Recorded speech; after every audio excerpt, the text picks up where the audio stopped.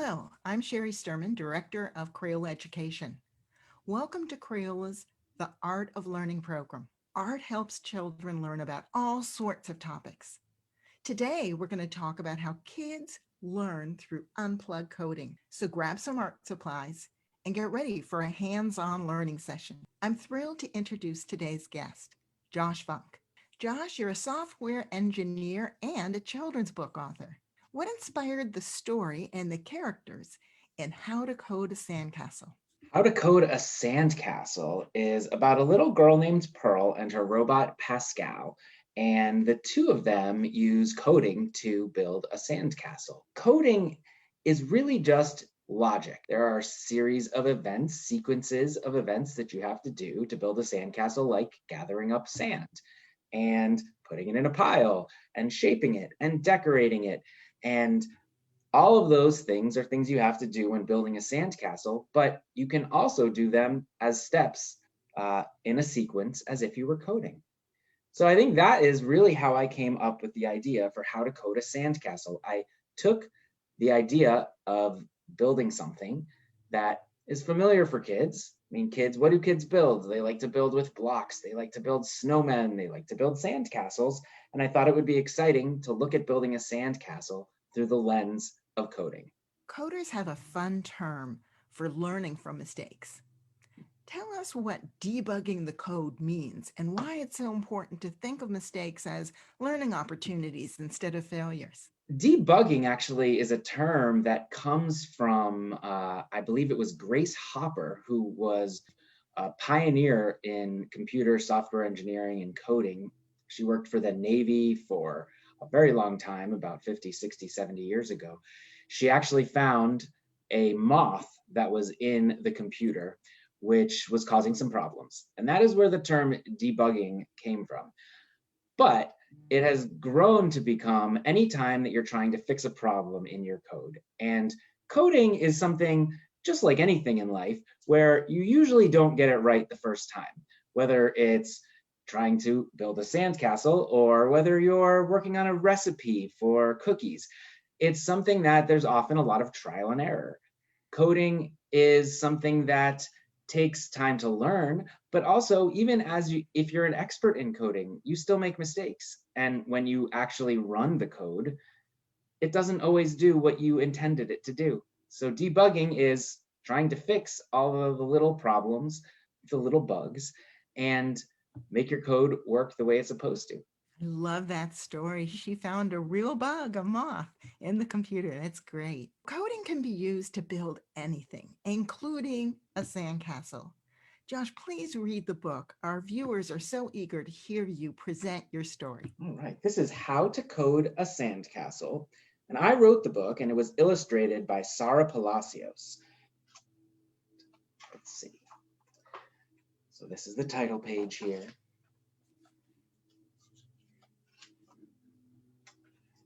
Hello, world. I'm Pearl. It's the last day of summer vacation, which means today is my very last chance to build a sandcastle. You can see there's Pearl right there with her little dog.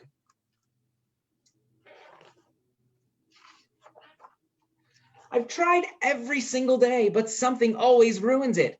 First came the flying saucers. See what the flying saucers are? It's really just a frisbee. Then the shark attack. It's not a real shark. It's just a surfboard. And maybe worst of all was the moat that Ada Puglace added. See that moat? She's peeing. And Ada Puglace, by the way, is named after the first computer engineer, Ada Lovelace. But today I've got the perfect plan. I've brought my trusty rust-proof robot, Pascal. Say hello to the world, Pascal. Hello, world. He'll do whatever I tell him, as long as I tell him in code. It's not a secret code. It's special instructions that computers understand. Now, build a sandcastle, Pascal. I guess he doesn't know how to do that. But a coder takes one big problem and breaks it into several smaller ones. If I give Pascal enough instructions that he does know, We'll build this sandcastle in no time. It'll be easy.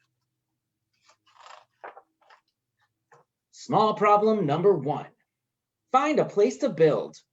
Pascal, find a flat spot away from all dogs and frisbees. Where did he go? He's in the water. No, Pascal, we need to be on land.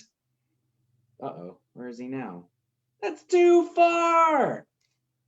I guess I need to be very specific with my instructions. Pascal, find a flat spot on sand that isn't too close to the water. This isn't as easy as I thought, but at least we have a place to build. All right, one small problem solved. Small problem number 2, gather up sand. Now we'll need a huge pile of sand. It's very important to tell Pascal everything in the correct sequence. That means in the right order. 1, fill the pail with sand. 2, dump the sand on our spot. 3, pat the sand down. Great job, Pascal. Now let's do it again. Fill the pail, dump the sand, pat it down. And again. Fill, dump, pat. This is getting so boring. There must be a coding trick I can use. Aha, a loop. When you need to repeat something in code, you can use a loop. Pascal, loop through this sequence. 1, fill the pail with sand. 2, dump the sand on our spot. 3, pat the sand down and repeat. Look at him go. This still might take a while. I'm gonna relax while you work. It's nice to relax at the beach sometimes, isn't it? And there's Pearl relaxing. Uh-oh, I think that's enough. Time for a break, Pascal. I don't know if anyone codes in C or C++, but break is a special keyword that gets you out of a loop. But anyway, that one's for the grown-ups. Small problem number 3, shape and decorate the castle. Let's each find some fancy decorations and bring them back here. I've got seashells. What do you have, Pascal? What did Pascal get? Oh no. He's got the lifeguard in the lifeguard chair. That's way too big. You need to find something smaller. Oh, what's he got this time? Ah, it's a crab.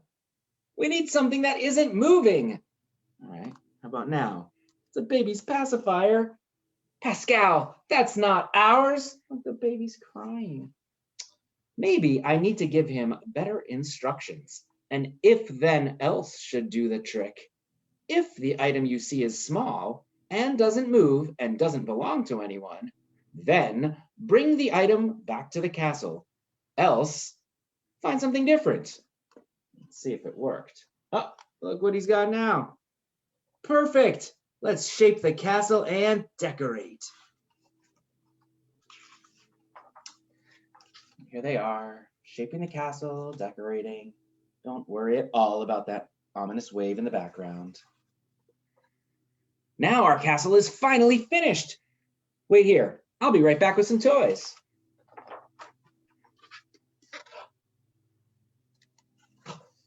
Are you ready to play? Oh no! What happened? Of course, it's high tide.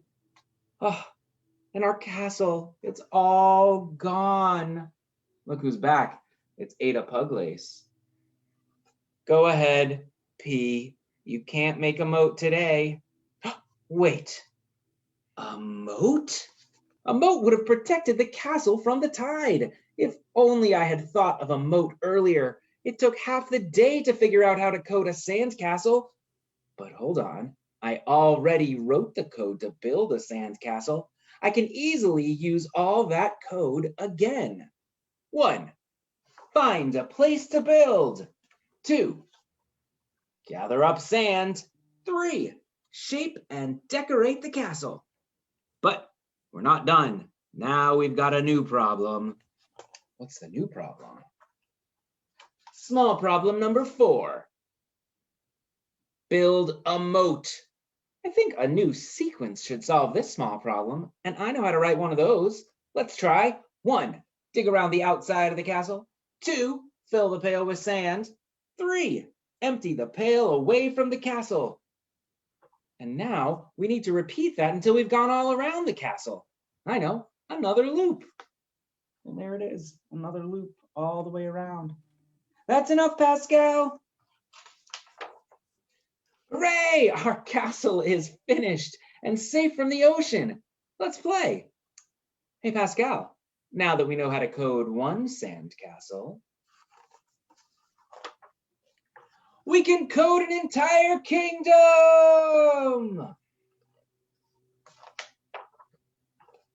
The end. And there's a little back matter in the back. It talks about what is code, what is a sequence, what is a loop, and what is an if-then-else. And that is the end. How to code a sandcastle. Wow, you surely made coding sound like a lot of fun and something that everyone can do. Many people had thought that coding was mysterious, right? A magical skill that required a lot of technical abilities. But you pointed out coding is just a set of instructions. So without realizing, people are creating and following codes all day long. Tell us about some examples of codes that kids can do easily. Maybe drawing a code to build a peanut butter and jelly sandwich. Yeah, when I was a kid, I remember that in 5th grade, we all had to write instructions on how to make peanut butter and jelly sandwiches. And we brought it in, and our 5th grade teacher, Mr. Wolf, he had several loaves of bread and peanut butter and jelly, and he took a few of the examples from the class and followed the instructions very, very specifically. And it ended with hilarious results. So it really highlights how important it is to be very specific with your instructions, which I think was small problem number 1 in the book. When Pearl and Pascal are trying to find a spot for a sandcastle, she has to say, find a flat spot that isn't in the water, that's on land, that isn't too far from the ocean, it's on sand as well. And so when you're trying to write instructions about how to make a peanut butter and jelly sandwich, it seems obvious to many of us, but if somebody has never made one before, you really have to be specific. So for example, if you said, step number 1, spread the peanut butter on the bread. Well, if you didn't say take a slice of bread out of the bag before, then you may end up just spreading a jar of peanut butter on top of a bag full of bread. If you say scoop the peanut butter out of the jar, if you didn't say use a spoon, then somebody who didn't know, like Pascal, for example, might just use his hands to scoop the peanut butter on the bread and spread it all over the bread with his hand. So being very specific with your instructions is very, very important. Another fun game that I like to play is called How to Code a Friend. And to do this, everyone needs to get a couple pieces of paper and something to color with. And I'm going to use my book as a background here. And what I like to do is I like to take a piece of paper and make 4 shapes with different colors. So here I've got a blue circle, an orange triangle arrow, and a green squiggly, and a purple diamond. And you can color them in if you want. And what you need to do is you need to make 2 sets of these. So you're going to take out maybe some index cards or some small pieces of paper as well. And in addition to making them on a big piece of paper, you want to make them all in one column because we're going to put commands down next to them. And then take out a small piece of paper. And for each one of these, you make a small one as well. And I'm going to color in my diamond. And then what you have to do is you have to think of commands that you want the friend to be coded with. you're going to give this set of instructions, which we haven't filled in yet, to your friend. And you're going to keep your little command buttons. So these are your command buttons. And when you hold up the blue circle, your friend that you coded is going to look at their sheet and see what was written next to blue circle. So for blue circle, I am going to say that my command is going to be to spin. So for blue circle, we're going to spin. For the orange triangle, or the orange triangle arrow, this command is going to be to jump. We're going to be to jump. And for the green squiggly, for this one, I'm going to make this one a wiggle.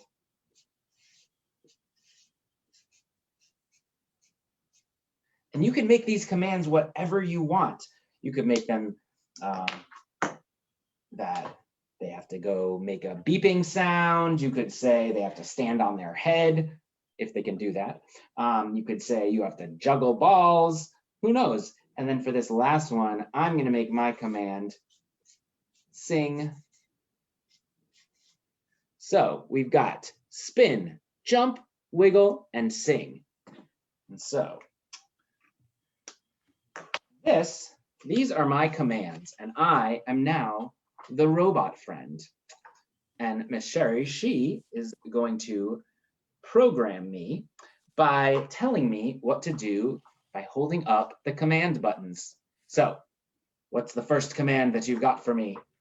So Josh, let's start with this. All right. Want to hear you. La la la la la la la la la la la la la la la. What is he going to do now?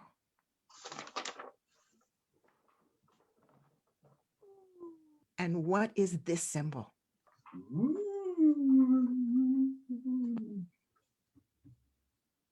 And repeat, loop. Start with a jump. La la la la la la la la. And a spin. And a wiggle. Now that you've seen Josh's codes and how to code a friend, it's time for you to draw your own code. So grab some markers and paper or colored pencils. Think about what instructions you want to sketch. Do you want to teach a friend how to make a sandwich? Code a buried treasure or a scavenger hunt? Teach some dance steps or show how to make a sandcastle? How are you going to use lines and shapes and colors to draw a code? Josh, you pointed out the kids are great coders, and the coding is something everyone can do without expensive equipment. You broke that myth. The coding is done magically behind a computer screen as a super new high-tech skill. When we think about unplugged coding, it's been going on for a very long time. Think about some of the ancient codes, hieroglyphics, symbol stories, even Morse code. Can you tell our viewers some other unplugged coding ideas? Maybe for a scavenger hunt or some new dance steps. There are loads of activities that you can do unplugged coding. There are resources all around that, especially with Girls Who Code, who helped produce this book, and other organizations that have lots and lots of activities that you can do that are unplugged. But one great thing that I love to do about coding is read books about coding. There are many great books that are not necessarily teaching you how to code, not textbooks, but books that are stories about kid coders. And those are some of my favorite activities to do when I want to learn about code, because not only will they teach you how to build things like sand castles using loops and sequences, but they also are fun stories. And there are lots of fun stories about coding out there. In fact, stories themselves are sort of like code, because you have to put together all of the ingredients to make a story. Every story has to have a beginning and an ending, And they all have to have characters, and they have to have a plot or a conflict and some action and some dialogue. And all of those things are just like how code needs to have things that happen like sequences and events and loops. And so stories are a lot like coding themselves. Stories or codes are recipe codes and maps with directions codes? Absolutely. Those are exactly the kinds of sequences that people have to use all the time. And then sometimes you might get lost on a map, or the road that you're trying to go on might have a detour. That would be like if your code has a bug and you need to try to figure out a way to fix that bug by taking that detour. Or, uh-oh, you're out of sugar. So what are you going to use instead of sugar? You got to figure something else out. Well, maybe you have some agave syrup or honey that you can use instead. And that's a way to debug your recipe. Keep learning fun and colorful by visiting our resource page, where you'll find ideas that Josh has shared today and more. Parents and teachers can sign up to receive our free monthly e-newsletter that has great ideas for colorful, fun learning, and it's delivered right to your email box. After the session, you'll have plenty of time to finish your hand-drawn codes and share them in the comment section of this video. We look forward to seeing your unplugged codes. Josh, before we close this session, what's one last bit of advice that you want to share with children, families, and teachers? My best bit of advice is to have fun with coding, because coding is fun. Sometimes it can be frustrating when you're having trouble getting your code to do what you want it to do, but with a little trial and error and a little bit of hard work, you'll figure it out. And I think that having fun with code and creating fun things is the best way to ensure that coding is something that stays exciting for children and adults everywhere. Beautiful advice. We want to thank Josh Funk for inspiring us today, and we want to thank our friends at Penguin Young Readers and Viking Books for publishing his great stories.